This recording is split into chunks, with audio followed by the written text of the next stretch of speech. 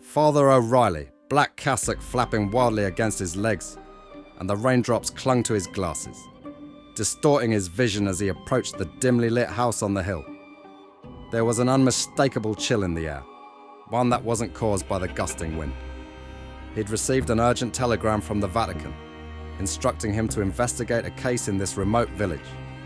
A young woman named Elaine had recently returned from Rome with her husband Russell. And not long after, strange occurrences began. Walls became theatres of unholy acts, with crucifixes inverting themselves, and household items flying with a mind of their own. The hushed whispers in town spoke of possession, of demons, of ancient evils reawakened. Russell greeted Father O'Reilly at the door, his face pale and eyes filled with terror. "Father, thank you for coming. Elaine is, different. She speaks languages she's never known before." Without waiting, the priest followed Russell to the room where Elaine was held. Lit only by flickering candlelight, he saw her, or rather, what she had become. Tied to the bed, her eyes glowed a fiery shade, and her voice was an unsettling mix of laughter and anger. "Father," she sneered in a voice not her own, "so kind of you to join us." Father O'Reilly began his ritual, chanting prayers to ward off the evil. Yet, with each verse, Elaine's laughter grew louder. Just then the door opened, revealing a younger priest, Father Joseph Ellis. "I heard about the exorcism. I'm here to assist," he announced, holding up a small vial of holy water and a crucifix. Together, the two priests began their battle against the dark force inhabiting Elaine.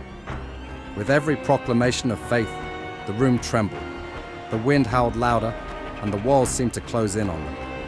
As Father O'Reilly neared Elaine with the crucifix, she let out an ear-piercing scream, sending him flying back into a bookshelf.